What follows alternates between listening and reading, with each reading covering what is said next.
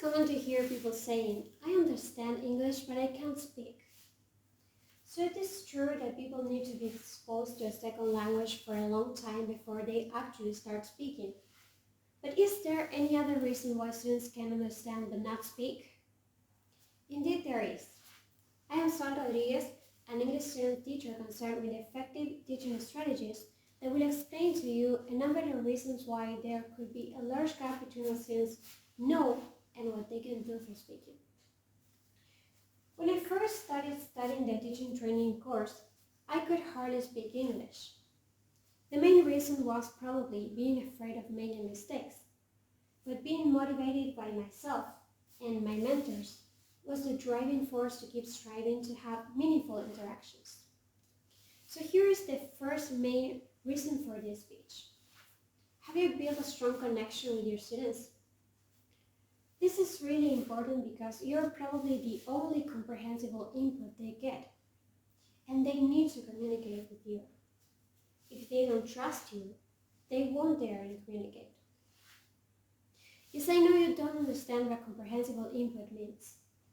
Stephen Krashen came up with that term, and it refers to the language input one gets.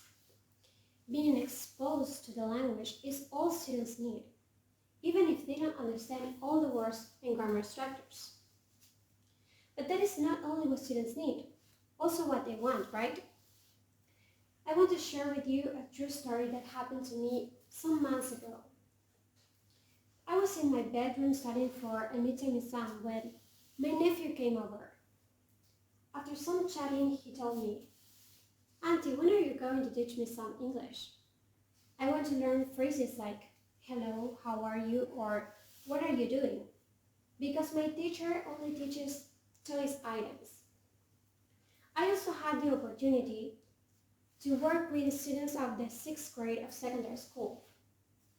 And I noticed that they were keen on saying phrases like good morning or thank you or bye-bye.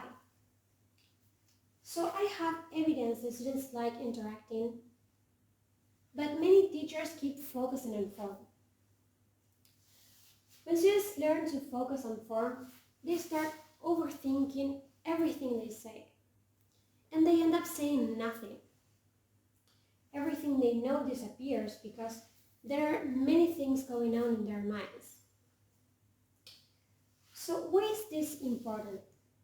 Because students need to see their progress, to feel proud of themselves. Mariano Pascal explains that those students who don't know much about a language but have the confidence to speak are the most effective speakers.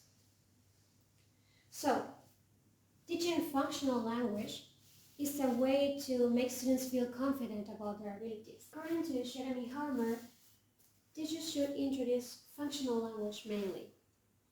Functional language refers to chunks the students can learn and use immediately, without understanding complex structures. These expressions are important because they allow students to see how they go from knowing nothing about English to being able to say something. So you can see the pattern. Teaching and learning English is about speaking and communicating. As Henry Wilson explains, teachers should teach language in use because they would be training students for spontaneous conversations.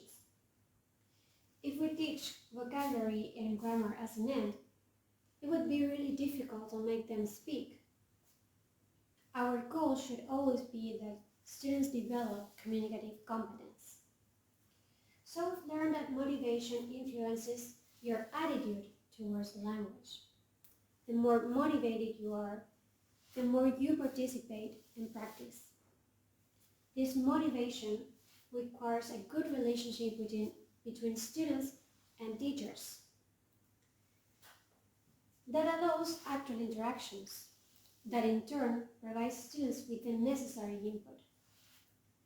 But students need to respond to that input in some way, and functional language serves that purpose. Finally, this back and forth conversation allows students to develop communicative competence.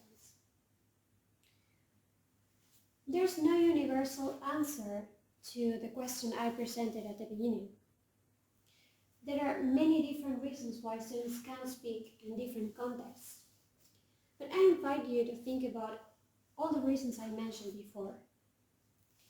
I know you probably believe that it's impossible to teach English communicatively in Argentinian schools, but even the smallest interaction is better than none.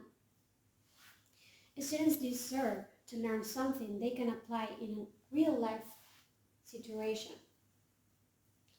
So always remember that small changes lead to big results. Thank you.